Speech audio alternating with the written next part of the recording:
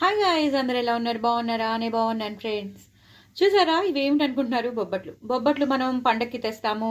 పండక్కి తెచ్చినప్పుడు ఏమవుతుంది, మనం తినేసినవి తినేస్తాం, తర్వాత వాళ్ళు వదిలేస్తారు. సో వదిలేసినవి కొంచెం మనమే కొంచెం ఇంకా తినరు, అంటే 1-2 రోజులు అయిపోయాక అస్సలు తినరు. అవును కదా?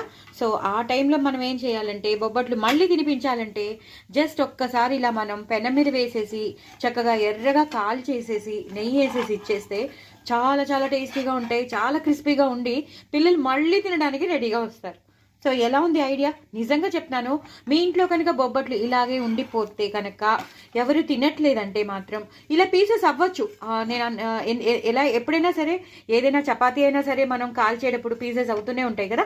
సో ఇలా పీసెస్ అవ్వచ్చు, కానీ టేస్ట్ మాత్రం అదిరిపోతుంది. నేను ఇందాక చెప్పినట్టు నెయ్యి బాగా ఎక్కువ వేసుకోండి. నేను రైట్ హ్యాండ్తో వేయలేక నేను చాలా తక్కువ వేశాను. మీరు చక్కగా 2 పక్కల వేసుకుని చక్కగా ఇలా కాల్చుకుని ఎర్రగా కాల్చుకుని అలా మీరు పెట్టేశారనుకోండి, ఇటు బొబ్బట్లు చెరిపోతాయి, పిల్లలు కూడా తినేస్తారు. చాలా చాలా క్రిస్పీగా ఉండి చాలా చాలా స్వీట్గా ఉండి ఒక డిఫరెంట్ స్నాక్గా తయారైపోతాయి. గట్టిగా భలే బాగుంటాయి కూడా.